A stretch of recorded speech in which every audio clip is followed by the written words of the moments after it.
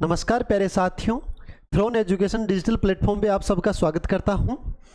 आज हमारी मैथ्स की परसेंटेज की चौथी क्लास होने जा रही है। 3 क्लासेज हमने कर ली। 3 क्लासेज में हमने परसेंटेज के 4 टाइप कंप्लीट कर लिया और ये 5वां टाइप आज हम पढ़ेंगे। ठीक है, तो ये थ्रोन एजुकेशन जो भी इंस्टीट्यूट है ये आपके लिए आरपीएफ कांस्टेबल और आरपीएफ एसआई के लिए बैच लेकर आया है और ये बिल्कुल मुफ्त में लेके आया और 75 दिन में कंप्लीट कोर्स करने का वादा करता है। ठीक है, तो 75 दिन में complete math, reasoning, GS, science, static GK complete आपका करवा के देगा आपको केवल मात्र और मात्र 75 दिन में और बिल्कुल मुफ्त में।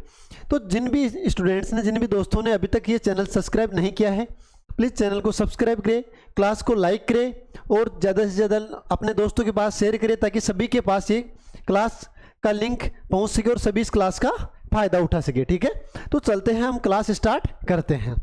तो क्लास है कि income and expenditure. Income and expenditure, तो इसके बारे में आपको पहले कुछ डिटेल बताता हूं।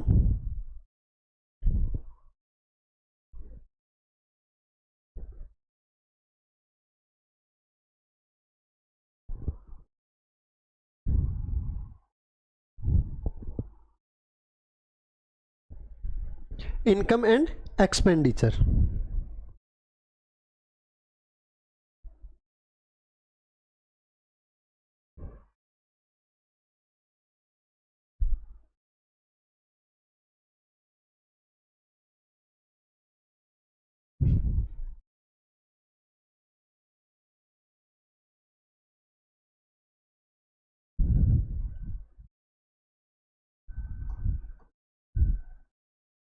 ठीक है, इनकम एंड एक्सपेंडिचर।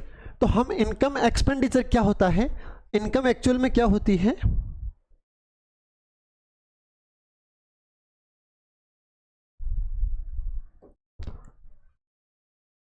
आय। और आय क्या होती है बेटा, आय होती है खर्च प्लस बचत। बचत क्या है, सेविंग। क्या होगी बेटा, बचत है सेविंग। ठीक है, बचत होगी सेविंग। तो हम जो भी प्रश्न करेंगे उनको क्या करेंगे, जैसे पहले लिखेंगे ये आय लिखेंगे पहले। ठीक है, इस सीक्वेंस में करेंगे हम, ये आय, ये खर्च और ये बचत। हम इस फॉर्मेट में कंप्लीट प्रश्न करेंगे। ठीक है, आय, खर्च और बचत, इस फॉर्मेट में सभी प्रश्न करेंगे। पहले आय लिखेंगे, फिर खर्च और बचत में से कोई भी इन 3 चीजों में से 2 चीज देगा और तीसरी चीज हम इस फॉर्मूले से निकालेंगे, आय बराबर खर्च प्लस बचत। तो अब करते हैं पहला प्रश्न। पहला प्रश्न है कि रमेश अपनी आय का 72% खर्च करता है। यदि उसकी आय में 20% की वृद्धि होती है और उसकी बचत में 15% की वृद्धि होती है तो उसके व्यय में प्रतिशत परिवर्तन ज्ञात कीजिए। तो बेटा ये है हमारी इनकम। क्या है, ये हमारी इनकम है। ये है एक्सपेंडिचर और ये है सेविंग। ये मैं बार बार नहीं लिखूंगा, 1-2 प्रश्नों में लिखूंगा कि ये इनकम है, ये एक्सपेंडिचर और ये सेविंग है। हमें इनकम 100% मानना है। इनकम है हमारी 100, खर्चा कितना है बेटा 72%। 100 का 72% डायरेक्ट 100, क्योंकि 100 क्यों मान रहे, कैलकुलेशन के आसान के लिए। कल परसों की क्लास में मैंने ये लिखाया था कि अगर प्रतिशत में हमें आंसर चाहिए तो संख्या अपनी, कंडीशन या शर्त अगले प्रश्न की। ठीक है, तो इसी प्रकार 100 है तो 100 का 72% डायरेक्ट मेथड, अन्यथा हमें निकालना पड़ता। तो अब सेविंग कितनी रहेगी बेटा 28%। क्या बोल रहा है, आय में 20% की वृद्धि होती है। आय में देखो 20% की वृद्धि होगी तो ये 100 का 20%, 20 तो वृद्धि होती है 120। अब नेक्स्ट है 72% खर्च। 72 खर्च में कोई वृद्धि नहीं हो रही तो बचत में 15%। बचत कहाँ है, ये रही सेविंग। कितने प्रतिशत, 15% की वृद्धि। अब 28 का 15% कितना होगा, 10% तो हो जाएगा इसका 2.8 और 5% हो जाएगा 1.4। तो इसका 15% कितना हो जाएगा 4.2। तो इसको ऐड करेंगे तो कितना आ जाएगा 32.2। देखो निकालना सिखाता हूं, 28 गुणा 15/100। ये 5 से कटे 3 बार, ये 20 बार, 4 से कटा तो ये 7 बार और 4 से कट करेंगे तो ये 5 बार। तो बेटा 21/5 और भाग देंगे तो 4.2। कितना आ गया 4 और 1 बचेगा 10 में 2 बार, तो 4.2। ठीक है,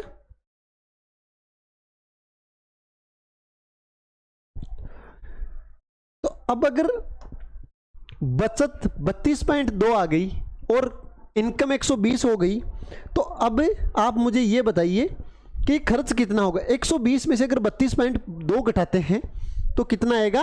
पहले 20 घटाएंगे तो 100 बचेंगे, 100 में से 12.2 घटाएंगे तो कितना बचेगा 87.8। कितना बचेगा 87.8 बचेगा। ठीक है, तो अब ये बता रहा है कि व्यय में प्रतिशत परिवर्तन, व्यय में कितनी बढ़ोतरी हुई, कितनी हुई 15.8 की। कितने की हुई बेटा 15.8 की।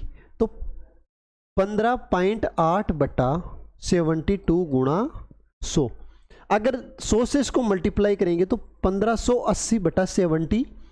अब अगर इसको हम 4 से कट करेंगे तो कितना आएगा 3, और 3 38 में 9 बार, 2 20 में 5 बार, और बटा 3 से कट करेंगे तो ये कितना आएगा 72 को 4 से कट करेंगे तो 18। ठीक है, तो 395 बटा 18 आ गया। ठीक है,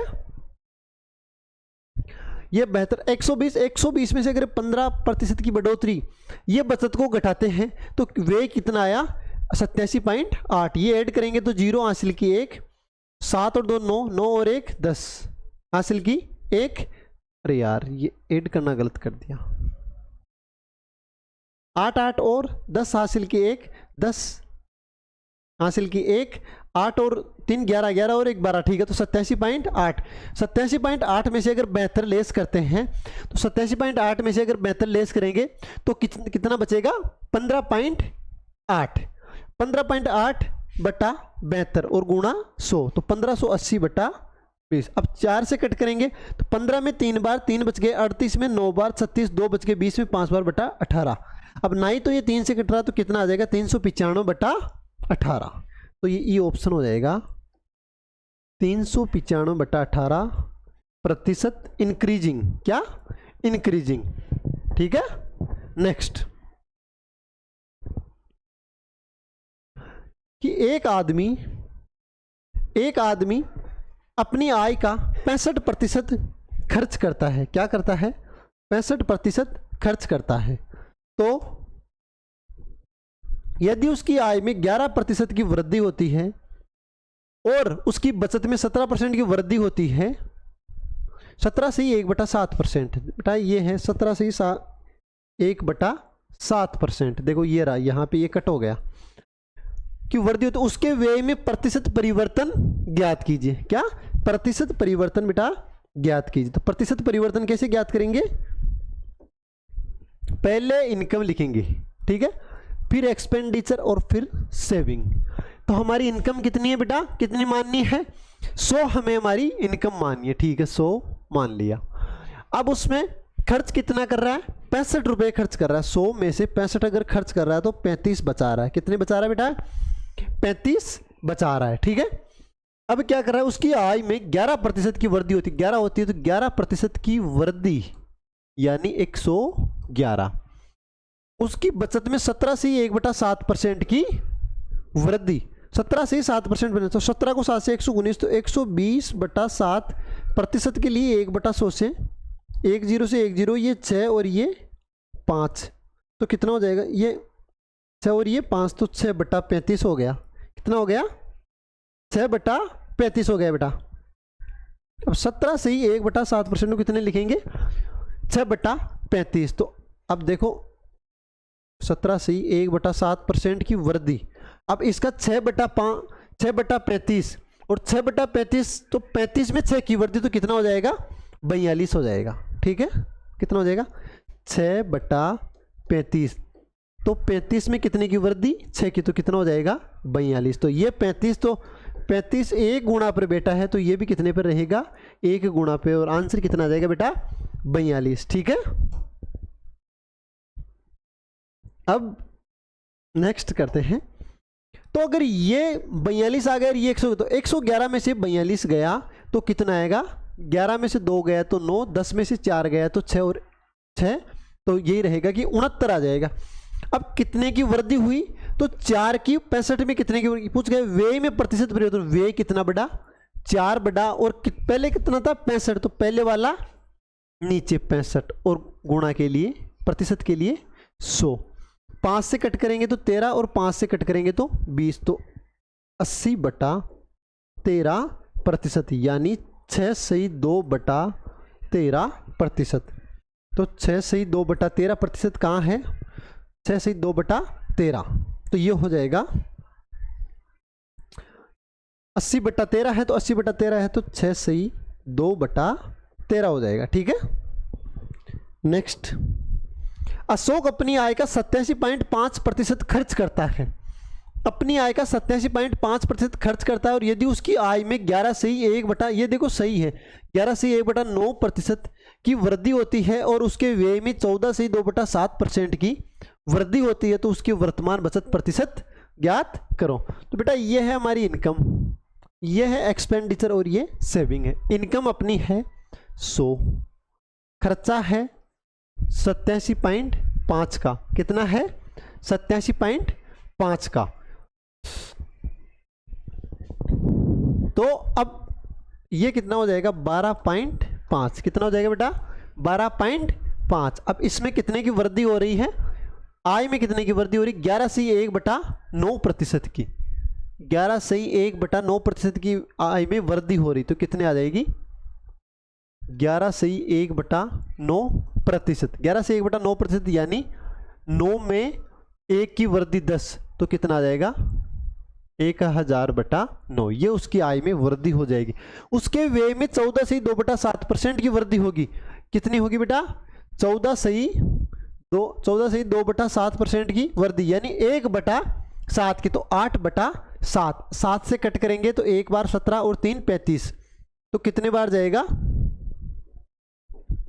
87.5 गुणा 8/7, और 7 से कट करेंगे तो 1 बार 17 में, 2 बार 35 में, 5 बार, इसको मल्टीप्लाई करेंगे तो कितना आएगा 0 4 और 16 16 और 4 20 हासिल की 2 8 8 और 2 10, तो कितना आ जाएगा 100 आ जाएगा। कितना आ जाएगा बेटा 100 आ जाएगा, ये कितना आ जाएगा 100, ये 100 आ गया। तो अब 12.5 है, तो 12.5, तो इसकी ये कितनी बचेगी, जो ये सेविंग है, सेविंग कितनी बढ़ी, सेविंग बढ़ेगी 100/9, 1000/9 में से अगर 100 लेस कर देते हैं तो कितना आएगा 100/9, क्योंकि यहाँ से एलसीएम आ जाएगा 9, तो 100 को 9 से मल्टीप्लाई करेंगे 900, तो 1000 में से 900 गया तो 100 और बटा 9। ठीक है, क्या बोल रहा है, उसका वर्तमान बचत प्रतिशत, ये देखो वर्तमान बचत प्रतिशत, तो वर्तमान बचत प्रतिशत ये है, देखो नहीं ये नहीं पूछ रहा प्रतिशत परिवर्तन, प्रतिशत परिवर्तन नहीं, वर्तमान बचत प्रतिशत, तो वर्तमान इनकम है इसकी ये 1000/9, और सेविंग कितनी है 100/9, तो वर्तमान बचत प्रतिशत, वर्तमान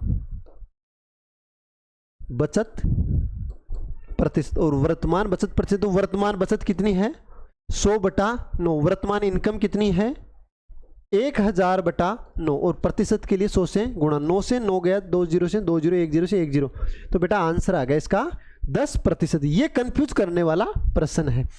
एक तो पूछता है व्यय प्रतिशत परिवर्तन, एक पूछता है बचत प्रतिशत परिवर्तन, एक पूछता है वर्तमान बचत प्रतिशत, और एक पूछता है वर्तमान व्यय प्रतिशत। तो वर्तमान पूछता है तो इनकम के सापेक्ष पूछता है, इनकम के सापेक्ष कितना है ये 100/9, तो 100/9 का प्रतिशत निकाल लो। अगर व्यय पूछता है तो 100 का प्रतिशत निकाल लो। वर्तमान परिवर्तन नहीं पूछता तो डिफरेंस नहीं निकालना, डायरेक्ट प्रतिशत निकालना है। एक आदमी अपनी आय का 60% खर्च करता है। देखो ये लैंग्वेज थोड़ी क्या फॉन्ट चेंज हो गया है, तो ये लैंग्वेज चेंज हो गई, तो इसको समझना है। ठीक है, पीपीटी में करेक्शन करवा दूंगा। ठीक है, आपके पास पीडीएफ आएगी उसमें। यदि उसकी आय में 20% की वृद्धि होती है और उसके व्यय में 10% की वृद्धि होती है तो वर्तमान बचत प्रतिशत ज्ञात कीजिए। वर्तमान बचत प्रतिशत ज्ञात कीजिए। तो वर्तमान बचत प्रतिशत मतलब परिवर्तन नहीं ज्ञात करना, डायरेक्ट प्रतिशत ज्ञात करना है। ठीक है, तो यह है बेटा इनकम, यह है एक्सपेंडिचर और यह है सेविंग। ठीक है, इनकम है हमारी 100, खर्चा है 60 और सेविंग है 40। ठीक है, आ गया समझ में। अब बोला यदि उसकी आय में 20% की वृद्धि की जाती है, अगर 20% की वृद्धि की जाती है बेटा, तो 20% की वृद्धि होते ही कितना आ जाएगा 120। कितना आ जाएगा 120। अब 60 में व्यय में 10% की वृद्धि, व्यय में 10, तो 60 का 10% बेटा होता है 6, तो 60 में 6 जोड़ेंगे तो कितना हो जाएगा 66। अब हमारी सेविंग कितनी रहेगी, सेविंग रहेगी मतलब 70, पहले डायरेक्ट 70 लेस करेंगे तो 120 में 30 और 20 50, 50 और 4 54। अब पूछ कह रहा है वर्तमान बचत प्रतिशत ज्ञात कीजिए। वर्तमान बचत प्रतिशत ज्ञात करना है तो वर्तमान ये 54 है, वर्तमान बचत 54 है,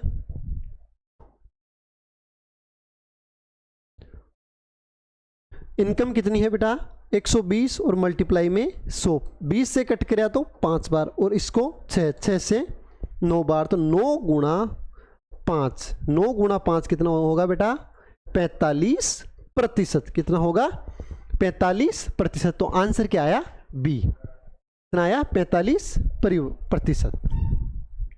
अब ये प्रश्न है, ये काफी अच्छा प्रश्न है। प्रश्न तो वैसा ही है लेकिन बस ये इतना है कि आपको कंफ्यूज कर रहा है। ठीक है, कंफ्यूज कैसे कर रहा है कि व्यय और बचत का अनुपात दे दिया, तो व्यय और बचत का अनुपात दे दिया तो आप मुझे ये बताइए कि आय क्या होगी, बचत प्लस व्यय का योग। तो हम तो वही फॉर्मेट ये दिमाग में रखना ताकि लिखना ना पड़े, इनकम एक्सपेंडिचर और सेविंग। अब व्यय और बचत, व्यय है 4 कर रहा है और बचत 3 की कर रहा है, तो इनकम एक्चुअल में कितनी होगी 7। अब देखो 7 का 15% निकालेंगे, ये 20% निकालेंगे तो हमें कैलकुलेशन में परेशानी होगी, तो इनके लिए वही है आंसर प्रतिशत। तो अगर आंसर प्रतिशत में पूछ रहा है तो कंडीशन उसकी संख्या अपनी, और संख्या अपनी कितने रहेंगे, हम सभी को अनुपात है तो सभी को 100 से मल्टीप्लाई कर दो ताकि हमें कैलकुलेशन में आसानी रहे। आय में 15% की वृद्धि होती है, अगर 15% की वृद्धि हुई तो 700 का 15% कितना होगा 700 गुणा 15/100, तो 100 से 100 कट गया तो 15 को 7 से 105, तो ऐड हो जाएगा तो कितना हो जाएगा 805। कितना हो जाएगा बेटा 805। अब है व्यय में 20% की वृद्धि, तो 400 का 20% कितना होगा 1/5, तो 400 का 1/5 कितना होगा 80, 80 ऐड करेंगे तो कितना हो जाएगा 480। अब इसकी बचत निकालो, बचत कितनी आएगी 5, 2 और 3, 325 आ जाएगी। ठीक है, अब 325 इसकी बचत है तो क्या पूछ रहा है उसकी बचत में प्रतिशत परिवर्तन। ये फॉन्ट चेंज हुआ है, ये फॉन्ट वापस हिंदी में कुर्तुदेव में करवाएंगे तो ये चेंज हो जाएगा। ठीक है, तो टाइपिस्ट था नहीं और हमें इतना नॉलेज था नहीं तो इसलिए ये चेंज हो गई। ठीक है, इसके लिए मैं सॉरी चाहता हूँ, थ्रोन एजुकेशन की तरफ से आप सभी से सॉरी चाहता हूँ। ठीक है, 325 से पूछ कह रहा प्रतिशत परिवर्तन कितना हुआ 25 का, तो 25 बटा पहले वाली कितनी है 300 और मल्टीप्लाई में बेटा 100, 100 का प्रतिशत लग गया 2 0 से 2 0, तो कितना प्रतिशत आ गया 25/3%। कितना आ गया 25/3%। तो देखो इनकम एंड एक्सपेंडिचर के प्रश्न भी आते हैं और गणना में आसान भी है। ठीक है, नेक्स्ट प्रश्न, नेक्स्ट है कि व्यय और बचत का अनुपात क्रमशः 5:4। ये प्रश्न आपको करना है, ये मैं आपको टाइम दे रहा हूं 2 मिनट का टाइम दूंगा क्योंकि ये थोड़ा बड़ा प्रश्न है, इनकम एक्सपेंडिचर और सेविंग, ये बड़ा प्रश्न है तो ये मैं आपको इसका टाइम देता हूं, एक बार इसको निकालो आप। ठीक है,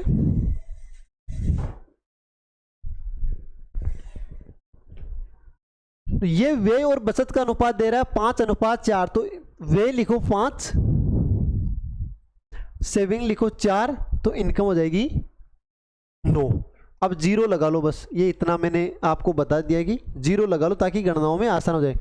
आय में 10% की वृद्धि करो। अब जब आय में 10% की आप वृद्धि करोगे बेटा तो 900 का 10% 90 होगा, तो 90 ऐड कर दो इसमें। ठीक है, अब जब 90 ऐड कर दिया, दिख रहा है 90 ऐड कर दिया तो 500, ये व्यय में 20%, तो 500 का 20% 100, तो 100 ऐड करेंगे तो कितना आ जाएगा 600। तो निकालना क्या है सेविंग, सेविंग निकाले 990 में से 600 गया तो 300, कितना आ जाएगा 430, 490 आ जाएगा। ठीक है, निकालते हैं। तो आपका किसी का आंसर आया देखो कोशिश आपको करनी ही चाहिए और कोशिश करनी ही पड़ेगी। जब तक आप खुद कोशिश नहीं करेंगे, कोई भी टीचर ऐसा नहीं है जो आपको एग्जाम में पास करा दे। एग्जाम में कोई टीचर पास नहीं, पास वही टीचर करा सकता है अगर आप मेहनत करते हो और आपको डाउट आता है, वो पूछते हैं, हाँ वो मैं क्लियर करूंगा। लेकिन जब आप डाउट ही नहीं पूछोगे तो मैं क्लियर कैसे करूंगा? ठीक है, तो अब लिखता हूं 900 में कितने प्रतिशत की वृद्धि? 10%। तो 900 का 10% 90, तो कितना हो जाएगा बेटा? 990। अब है व्यय में 20% की वृद्धि है ना, तो 20% की अगर हम वृद्धि करेंगे तो 500 का 20% कितना होता है? 100 होगा, और 100 500 में ऐड करेंगे तो कितना आएगा? 600। कितना आएगा? 600। अब है उसकी बचत में प्रतिशत परिवर्तन ज्ञात करो। बचत में प्रतिशत परिवर्तन ज्ञात करो। बचत में प्रतिशत 900 में से ये गया तो 390 प्रतिशत परिवर्तन। तो क्या हुआ? अब की बार देखो, पहले बचत 400 थी और अब कितनी है? आय बढ़ने के बावजूद भी खर्चा ज्यादा बढ़ गया, इसलिए खर्चा ज्यादा हो गया, इसलिए सेविंग देखो पहले 400 हो रही थी, अब कितनी हो रही है? 390 हो रही है। तो क्या हो रही है? इतनी देर इंक्रीज हो रही थी, अब डिक्रीज हो रही है। ये पिछले वाले प्रश्न में हाँ इंक्रीज किया ना, देखो इंक्रीज हो रही। अब 390 तो कितने की? माइनस का 10, तो 10 किसके सापेक्ष बेटा? 400 है पहले वाली, और प्रतिशत के लिए 100 से गुणा। मैं ये इसलिए बोलता हूं प्रतिशत के लिए 100 से गुणा कि आप भी जब मैं बोलूं तो आप मन में बोलना। अगर आप लाइब्रेरी में बैठे हैं तो एक बार आप मन में बोलना चाहिए कि ठीक है, प्रतिशत के लिए 100 से गुणा, प्रतिशत हटाने के लिए 100 का भाग। अगर इस प्रकार करेंगे तो अभी तो आपको अजीब सा लगेगा, लेकिन कुछ दिन बाद जब ये हैबिट में डल जाएगा, बिना बोले डायरेक्ट आप यहां तक लिख देंगे, ऑटोमेटिक 100 कब लिख जाएगा आपको खुद को पता नहीं चलेगा। ठीक है, 1 0 से 1 0, 1 0 से 1 0, तो कितना आ जाएगा? 10/4 प्रतिशत, यानी 2/5% डिक्रीज। क्या बेटा? डिक्रीज। तो कौन सा है? देखो 2.5, 2.5, तो आंसर डिक्रीज। इंक्रीज नहीं, डिक्रीज। डिक्रीज यानी कम, इंक्रीज यानी वृद्धि। ठीक है, नेक्स्ट प्रश्न कि बचत और आय का अनुपात क्रमशः 1:6 है। ठीक है, आय में 16 से, ये देखो ये 16 से 2/3% है कि वृद्धि होती है। अब की बार के बचत और आय का अनुपात दिया है। ठीक है, पहले लिखेंगे हम इनकम, फिर एक्सपेंडिचर और फिर सेविंग। ठीक है, इनकम, एक्सपेंडिचर और सेविंग। तो इनकम दे रहा है 6, बचत कितनी दे रहा है? बचत पहले है तो अनुपात भी बेटा पहले रहेगा, कितना रहेगा? 1 है। ठीक है, 1 है, तो इनकम है 6, तो सेविंग है 1, तो खर्चा कितना हो जाएगा? 5। 0 लगा दो। मैं तो कहता हूं जब भी अनुपात आई तो आप तो 0 लगा दो, बस आपके लिए गणनाएं आसान हो जाएगी। आय में कितने प्रतिशत की होती है? 16 से 2/3%। 16 से 2/3% यानी 1/6। 600 का 1/6 100, तो 600 और 100 700 कितने की वृद्धि की थी?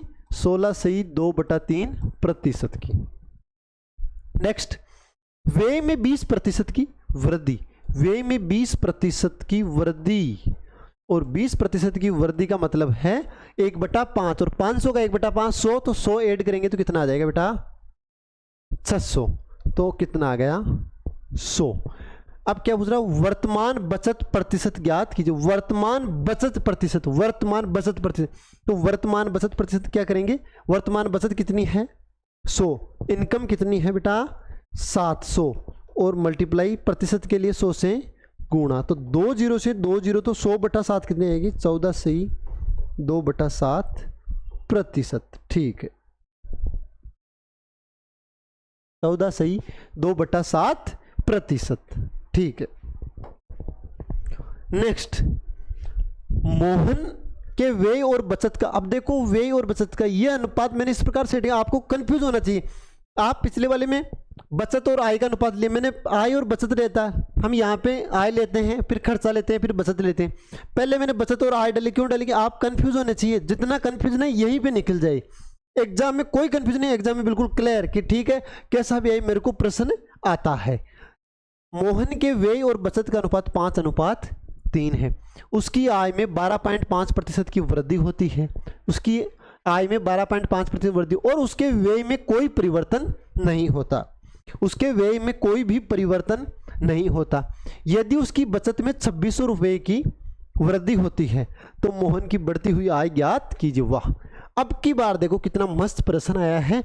इतनी देर प्रतिशत पूछ रहा था, अब क्या दे रहा है, अब संख्या देकर एक मल्टीपल का आप हमें एक का मल्टीपल दे दिया, तो अब सभी का मल्टीपल सेम रहेगा। हम तो रेशियो मेथड पे पढ़ रहे हैं, तो पहले लिखेंगे बेटा इनकम, फिर लिखेंगे एक्सपेंडिचर और फिर लिखेंगे सेविंग। ये दिख रहा है, इनकम, एक्सपेंडिचर और सेविंग। तो इनकम, व्यय और बचत का अनुपात 5:3, तो ये 5 है, ये 3 है, तो इनकम हो जाएगी बेटा 8, तो 800, 500 और 300। ठीक है, ये मैंने कर दिया। अब है कि व्यय के आय में 12.5% की वृद्धि, यानी 1/8, 8 में 1 की वृद्धि, तो 800 में 100 की वृद्धि, और 800 में 100 की वृद्धि यानी 900। कितना? 900। ठीक है, अब है उसके व्यय में कोई प्रतिशत परिवर्तन नहीं होता है, उसमें कोई प्रतिशत परिवर्तन नहीं होता है, तो डायरेक्ट 500 लिख दो आप। अब तो बचत कितनी हो जाएगी? 400। उसकी बचत में 2600 रुपए की वृद्धि होती है। अरे हमें तो पता है 100 की वृद्धि हो रही है, हमारे हिसाब से हमारे को क्या लग रहा है? 100 की वृद्धि हो रही। मोहन ने, हम पहले वाले कहने के हिसाब से तो हम क्या कर लिए कि 100 की वृद्धि हो रही, जबकि मोहन बोल रहा है मेरी बचत में तो 2600 रुपये की वृद्धि हो रही थी। तो ये तो सरासर धोखा हो गया। अब इस धोखे को कैसे कम करें? तो धोखा किस प्रकार कम करेंगे कि इसका मल्टीपल हमें पता चल गया, एक का मल्टीपल बेटा हमें पता चल गया, तो फिर तो सभी संख्याएं उसी मल्टीपल पे बैठी होगी। तो अब चाहे कुछ भी पूछ ले, मोहन की बढ़ती हुई आय ये है, इसको 26 से मल्टीप्लाई कर दो। इसको 26 से मल्टीप्लाई करोगे तो 0 0 4 9 18 18 और 5 23, तो कितना आ जाएगा? 23,400। तो बेटा आंसर क्या आ गया? 23,400। ठीक है, अब नेक्स्ट प्रश्न पर चलते हैं। राम की आय उसके व्यय से 11 से 1/9% अधिक है। उसके व्यय से 11 से 1/9% अधिक है। आय उसके व्यय से कितना प्रतिशत? 11 से 1/9%। 11 से 1/9% यानी 1/9। अगर उसका व्यय 9 है तो उसकी आय कितनी होगी? 10। ठीक है, यदि उसकी आय में 11% की वृद्धि होती है और उसके व्यय में 10% की वृद्धि होती है, तो यदि उसकी बचत 200 रुपये बढ़ जाती, फिर धोखा कर रहा है। ठीक है, राम भी धोखा कर रहा है, आजकल तो राम भी धोखा देने लग गया है। ठीक है, इनकम, एक्सपेंडिचर और सेविंग, इनकम, एक्सपेंडिचर और सेविंग। ठीक है, क्या बोल रहा है? उसके व्यय में 11 से 1/9% की वृद्धि होती है। 11 से 9 में 1 की वृद्धि बेटा 10 हो गया। तो 9 क्या बता रहा है? 9 है व्यय। अगर 9 व्यय है और राम की आयु कितनी, आय कितनी है? 10, तो 9 में 1 की वृद्धि और 9 में 11 से 1/9% की वृद्धि भी एक ही आएगा, तो जुड़ेगा कितना आएगा? 10। तो बेटा आय कितनी आ गई? 10। व्यय कितना आ गया? 9। तो सेविंग कितनी आ गई? 1। अगर राम 10 रुपये कमाता है तो उसमें से 9 खर्च करता है, और 9 खर्च करने के बाद कितना शेष बचता है? 1 बचाता है। 10 रुपये कमा के लेके आया, 9 को खर्च कर दिया, बिल्कुल पैसे पार्टी कर दी, खूब दोस्तों पे उड़ा दिया, घर में घरेलू खर्च में कर दिया। अब बचा 1 रुपया। अब 1 रुपये बच रहा है कि ठीक है, हमारे हिसाब से 1 रुपये बच रहा है, तो कि यार नहीं 1 नहीं, हम 0 लगाते हैं ताकि हमारी कैलकुलेशन में आसानी रहे। ठीक है, क्या बोल रहा है? उसकी आय में 11% की वृद्धि होती, उसके आय में 11% की अगर वृद्धि होती है बेटा, तो 100 में 11% तो 111, और उसके व्यय में 10% की वृद्धि, तो 90 का 10% कितना होगा? 9 होगा। तो 90 में अगर 9 ऐड करेंगे तो बेटा कितना होगा? 99। कितना होगा? 99। तो 111 में से 99 गए तो कितना बचा? 12। तो कितना बढ़ रहा है? 2। जबकि ये क्या हमें पता चला कि अगर राम की आय पहले 100 थी तो अब 111 हो गई। उसका खर्चा पहले 90 रुपये था और अब कितना हो गया? 99 हो गया। ठीक है, तो उसकी बचत पहले 10 थी तो 12 हो गई, लेकिन ये बोल रहा है ना मेरी बचत 2 रुपये नहीं बढ़ी, मेरी बचत 200 रुपये बढ़ी। कितनी बढ़ी है बेटा? हमारी बचत बढ़ी है 200, अगर राम की बचत 200 बढ़ी है तो हमें तो उसी हिसाब से करना पड़ेगा कि चलो ठीक है, हमारा भी 1 का मल्टीपल तो मिला ताकि हम भी अंधेरे से बाहर तो आए। तो कितना आया, मल्टीपल 100 मिल गया। ठीक है, 200 कितने मल्टीपल पर बेटा है, 100 पर। अब क्या राम की मूल आय, पहले बढ़ी हुई आय पूछा था, अब राम की मूल आय, राम की मूल आय कितनी रहेगी, 100 से मल्टीप्लाई कर दो तो आंसर आ जाएगा बेटा 10,000। कितना आ जाएगा, 10,000। आंसर आ गया बी, कितना आया, 10,000। ठीक है, नेक्स्ट प्रश्न।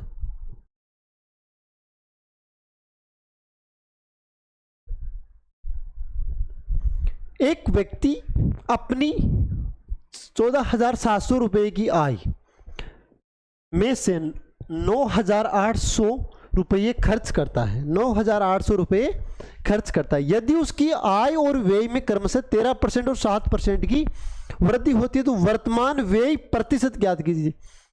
हमें पूछ लिया बचत प्रतिशत, पूछ लिया वर्तमान बचत प्रतिशत, पूछ लिया वर्तमान बचत प्रतिशत परिवर्तन, पूछ लिया व्यय प्रतिशत परिवर्तन, पूछ लिया। अब पूछा है वर्तमान व्यय प्रतिशत, वर्तमान व्यय प्रतिशत ज्ञात कीजिए।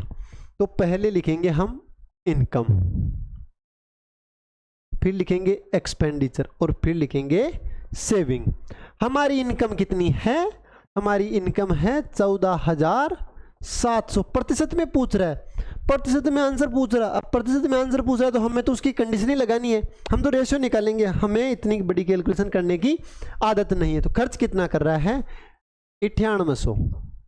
ठीक है, अब पहले इनका रेशियो निकाल लेते हैं, इधर निकाल लेते हैं। ये इनकम है, इधर निकाल के देता हूं मैं आपको। ये इनकम है और ये एक्सपेंडिचर, ये 14,000, ये 700 है और ये 9800 है। 2 जीरो से 2 जीरो, ये 7 से कट रहा है 21 बार और ये 7 से कट रहा है 14 बार, फिर 7 से कट रहा है ये 3 बार और ये 2 बार। ठीक है, तो 3:2 इनकम और एक्सपेंडिचर का रेशियो आ गया। तो ये 3 है, खर्चा 2, 3 रुपए में से 2 रुपए खर्चा कर दिया तो 1। लेकिन हमारी तो वही आदत है, 3 में तो हम कोई काम ही नहीं करते, डायरेक्ट 100 रुपए में करेंगे। 100 से गुणा कर दिया, 300, 200, 300 रुपए कमाया, दिन में कमाया। खर्च कितने किया, 200 रुपए खर्च कर दिया तो बचाया कितना, 100 रुपए जेब में डाल लिया कि कल के लिए चाहिए, क्या पता कल मैं जाऊं या नहीं जाऊं कमाई करने, तो कल के लिए कम से कम चाहिए ना। ठीक है,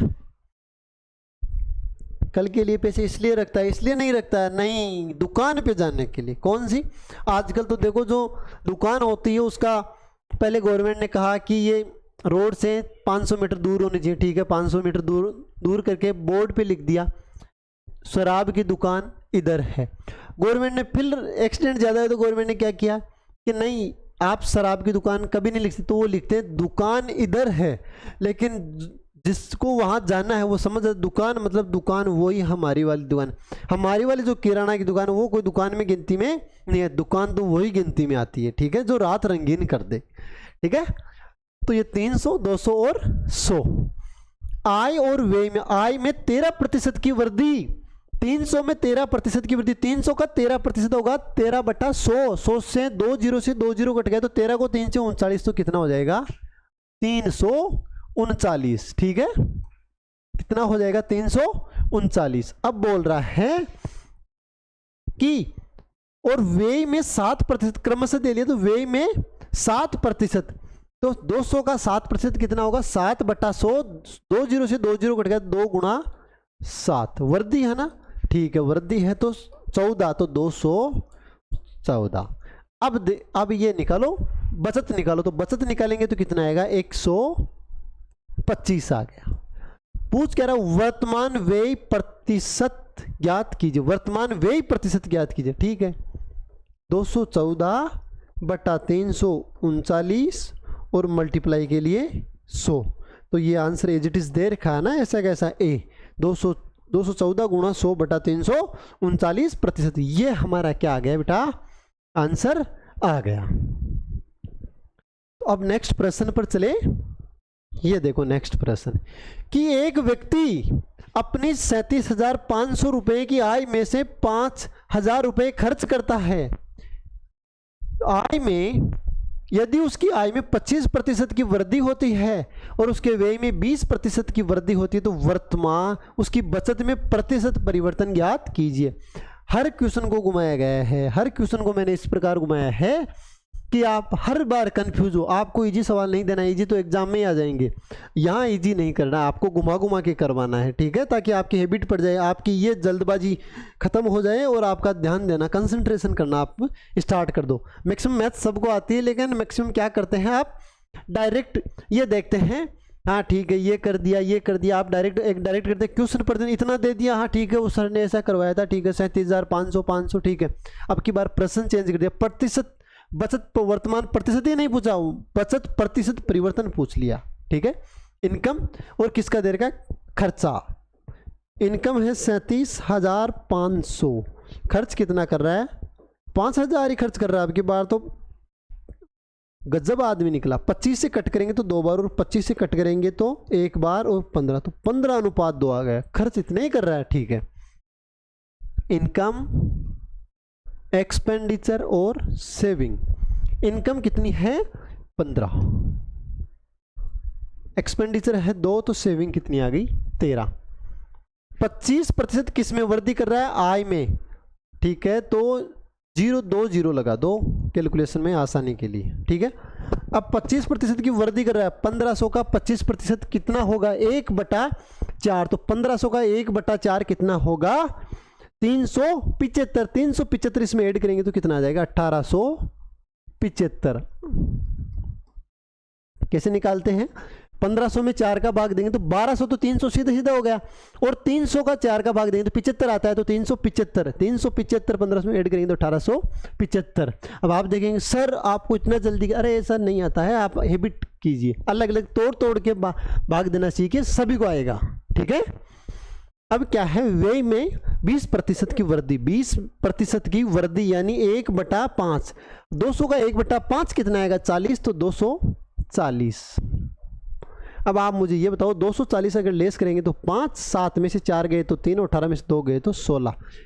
क्या पूछ रहा, प्रतिशत परिवर्तन कितने की वृद्धि हुई, 1300 है तो 335 के, तो 335/1300 और मल्टीप्लाई में 100, 2 0 से 2 0, तो 335/13 यानी 2 26, 4 और 3 7 75 में कितना बार जाएगा 5 बार, ठीक है।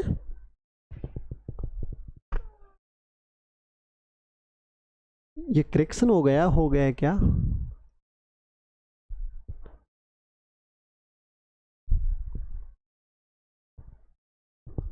ठीक है। तो ये जिस प्रकार प्रश्न दे रखा उसके हिसाब से आएगा, 65 50 में जाएगा बेटा 3 बार, और 110 में कितने बार जाएगा 8 बार, तो ये 25.38% वृद्धि होगी। ये इसमें दे नहीं रखा, लेकिन आंसर क्या आएगा 25.38% वृद्धि होगी। टाइपिस्ट नहीं रहने की वजह से आज कितने परेशान हो रहे हैं। अब वो भी तो कभी कभार छुट्टी पर जाना चाहिए ना, देखो वो कंटिन्यू यहीं रहता है, हम तो ऐसा है कि ठीक है क्लास लेंगे, तो वो सभी टीचर्स की वो पीपीटी बनाता है तो परेशान तो होता है। वो आज वो गाँव चला गया तो सभी टीचर डिस्टर्ब हो गए, तो उसके लिए मैं समझ आता हूँ, ठीक है, हो जाता है कभी कभी, अगर वो जाता है तो ठीक है, उसको भी जाने का हक है, ठीक है। नेक्स्ट प्रश्न है कि ए और बी की आय का योग 2400 रुपये है। ए और बी की आय का योग 2400 रुपये है। ए अपनी आय का 75% खर्च करता है और बी अपनी आय का 65% खर्च करता है, यदि दोनों की बचत का अनुपात 5:7 है। ये देखो ए है, ये बी है, ये इनकम है, ये एक्सपेंडिचर है और ये सेविंग है, ठीक है। ठीक है, क्या बोल रहा है, ए अपनी आय का 75% खर्च करता है। 75% खर्च करता है, 75 का मतलब 4 में से 3 खर्च करता है तो 1 बचाता है। और बी अपनी आय का 65% खर्च करता है। 65% खर्च करता है तो 20 में से 13 खर्च कर दिया तो 7 बचाता है। 65% का मतलब हो गया 65/100, तो 5 से कट करेंगे तो 13, 65 13 और 100 में 5 का भाग देंगे तो 20, तो 13/20, तो 20 में से अगर 13 खर्च कर दिया तो 7 बच गया। यदि दोनों की बचत का अनुपात 5:7 है, कितना है 5 अनुपात, जबकि हमारे आ रहा है 1:7, अब बचत 5:7 किस प्रकार निकालेंगे? तो बचत 5:7 इस प्रकार निकालेंगे। इस जो ये फॉर्मेट है इसको कंप्लीट को किससे मल्टीप्लाई करेंगे बेटा? इसको मल्टीप्लाई करेंगे 5 से। इसको मल्टीप्लाई 5 से करेंगे तो रिजल्ट कितना आ जाएगा? ये 20, ये 15 और ये 5। ठीक है, ए और बी की आय ज्ञात करो। अब बचत का अनुपात कितना हो गया? 5:7 हो गया। तो ये कितना आएगी? आय। तो आय दोनों की समान आएगी। समान कैसे आएगी? 20 + 20 तो आय का अनुपात, आय का अनुपात ए अनुपात बी, 20:20 यानी 1:1। तो टोटल योग कितनी होगी? 2। लेकिन 2 ने देकर कितना दे रखा है बेटा? 2400 रुपये। कितना रुपये दे रखा है? 2400 रुपये। तो ये बताइए, 1 का मल्टीपल मिल गया। अब तो चाहे वो कुछ भी पूछ ले, हमें बस 1 का मल्टीपल हमें चाहिए। तो 1 कितना मल्टीपल मिला? 2400। तो कितने गुणा पर बेटा है? 1200 गुणा पर। तो ये भी 1200 हो गई और ये भी 1200 हो गई। अब पूछ क्या रहा है? ए और बी की आय अलग अलग ज्ञात कीजिए। तो 1200 और 1200। तो ये इसका इजी तरीका। आपको ये नहीं मानना है a + b = 2400, a गुणा 3/4, a गुणा 75/100 प्लस b गुणा 65/100 = 2400। ये इस प्रकार नहीं करना है। हमें डायरेक्ट क्या करना है? हमें रेशियो मेथड रखना है और ratio method is the best method. ठीक है, ratio method is the best method. ठीक है, हमें रेशियो मेथड से करना है और अपना ज्ञान नहीं लगाना है इसमें। अपना आपने जो इतने दिन सीखा है उस ज्ञान को कभी काम में नहीं लेना। आपको सिर्फ एक ही चीज सीखना है, जो मैं सिखा रहा हूं, जो मैं मेथड समझा रहा हूं उसी मेथड से करना है। इसके अलावा कोई नया मेथड आपको यूज नहीं करना है। ठीक है, नेक्स्ट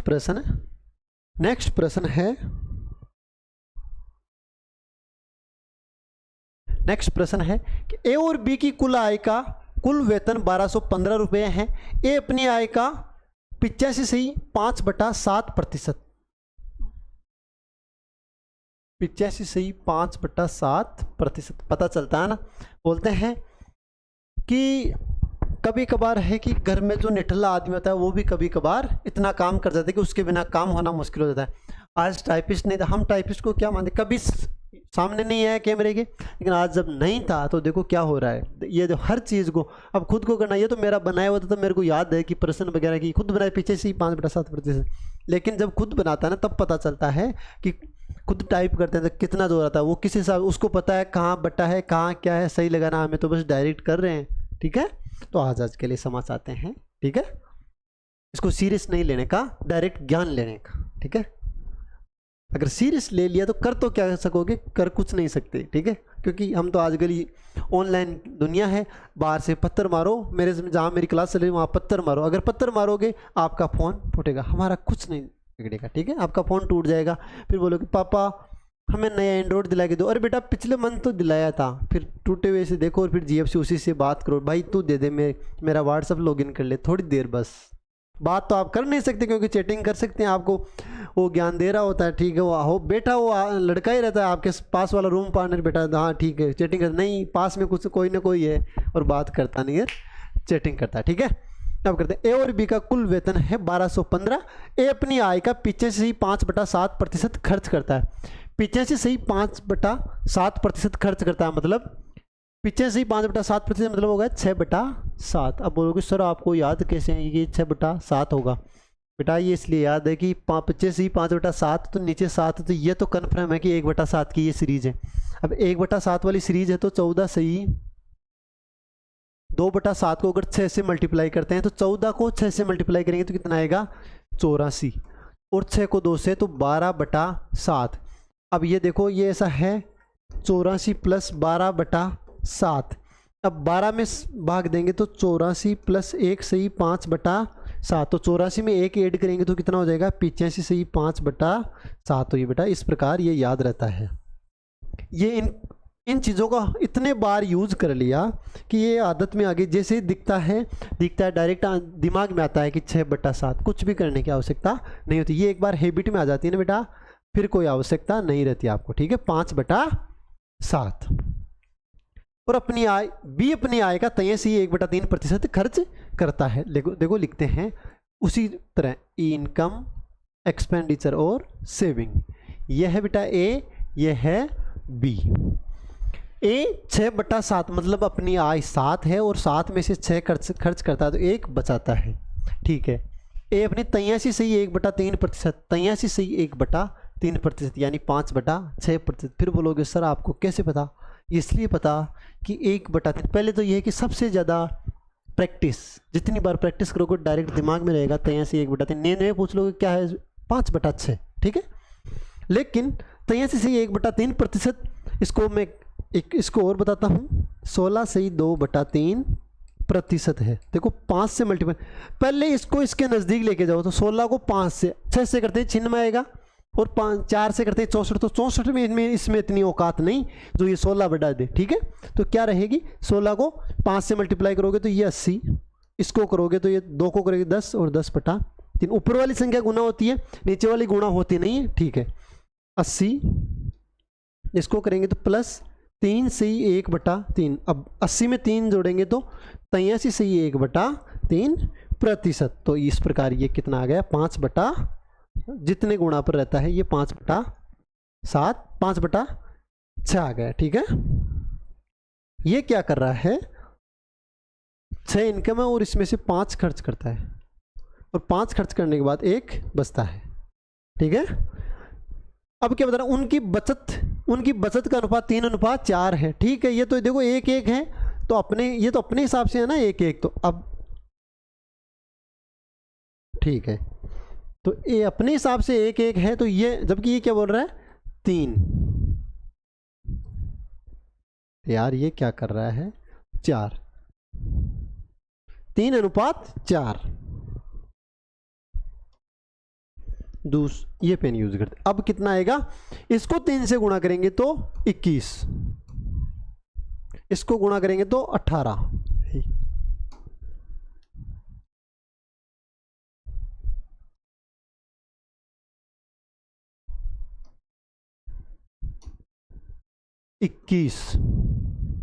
ये 18 और ये 3, इसको 4 से गुणा करेंगे तो ये 24, ये 20 और ये 4। अब देखो बचत का अनुपात 3:4 आ गए, तो जो अनुपात रहता है वो अनुपात बनाने के लिए आपको इतना तो आप में दिमाग होना चाहिए कि अगर 1 अनुपात है तो 3, इसको 3 से गुणा कर दो, इस कंप्लीट को कंप्लीट होगा। ऐसा नहीं होगा ये 3, अगर ये यहाँ पे 3 हो गया तो 6 में 6 और 3 9 हो जाएंगे, तो ये तो आए तो 7 ही है, तो 2 रुपये कौन दूसरा ला के देगा क्या? तो दूसरा कोई नहीं लाके देगा, हमें खुद को ही कमाना, हमारी आय में से खर्च होगा और हमारी आय में से बचत होगी। इसलिए ये कभी ये ध्यान नहीं रखना कि इन दोनों का योग कभी भी इससे ज़्यादा नहीं, ये दोनों का योग इसके बराबर होगा। अब क्या बोल रहा है, अगर हमें ये रेशियो मिल गया तो इनकम का रेशियो, तो इनकम का रेशियो देखो, इनकम का रेशियो कितना है A/B। ए कितना है 21 और बी कितना है 24। अब इसको रेशियो निकालते हैं, अब आगे रेशियो निकालेंगे तो कट करो 3 से, तो 7:6।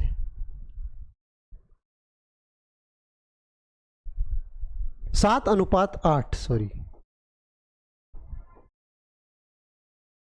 7:8। कंप्लीट वेतन कितना दे रखा है, हमारे हिसाब से 15 होना चाहिए, लेकिन दे कितना रखा है 1215। और अगर 1215 दे रखा कितने गुणा पर बेटा है, तो ये 121 में 8 बार तो 81 गुणा पर बेटा है, 81 गुणा पर बेटा है। तो पूछ क्या रहा है उनका व्यक्तिगत वेतन, इसको 7:8 को अगर 81 से मल्टीप्लाई करते हैं तो कितना आएगा 7:8। इनको 81 से गुणा कर लो और 81 से गुणा कर लो, जो आंसर है वही हमारा आंसर होगा। 7 6 5 8 4 6 567 और 648। तो इस प्रकार यही हमारा आंसर हो गया। ठीक है,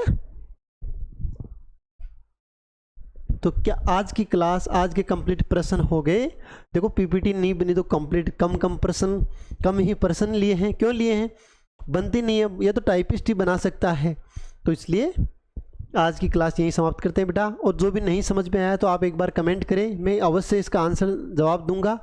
और नेक्स्ट क्लास में और समझा दूंगा। अगर क्लास खत्म होने के बावजूद भी आप देखते हैं तो मैं नेक्स्ट क्लास में ये समझा दूंगा। आप कमेंट करें, मैं ज़रूर कमेंट, हमेशा हर बंदे का मैं कमेंट देखता हूँ, ठीक है। तो क्लास को आप एक अच्छे ढंग से लें, अच्छे सोच समझ के लें, और हाँ, नोट्स रखें, रफ रखें, पेन रखें। पीडीएफ वगैरह ये थ्रोन एजुकेशन का चैनल है, इसी का टेलीग्राम चैनल है, उस पर आपको पीडीएफ कंप्लीट जैसे क्लास आएगी उसी के साथ पीडीएफ आ जाएगी, ठीक है। तो पीडीएफ आप वहाँ से ले लें और नोट्स ज़रूर रखें। जो मैं नोट में लिखाता हूँ, जो तरीका लिखा, मेरे हिसाब से ये है कि इन प्रश्नों का आप उत्तर भी उसमें लिखें और ये पीडीएफ्स को आप एक नोटबुक की तरह रखें और इनके साथ आप प्रश्न, उनका आंसर है अपने हिसाब से नोटबुक में लिख कर रखें, ताकि कभी भी आपको देखना हो तो या तो यहाँ समझ, और यहाँ समझ में नहीं है तो नोटबुक में देख ले, ठीक है। और जब ये परसेंटेज का कंप्लीट टॉपिक हो जाएगा, कंप्लीट टॉपिक होने के बाद मैं प्रीवियस ईयर के भी आपको पीडीएफ डाल दूंगा, ठीक है। तो आज की क्लास बेटा यहीं समाप्त करते हैं। जय हिंद, जय भारत, थैंक यू।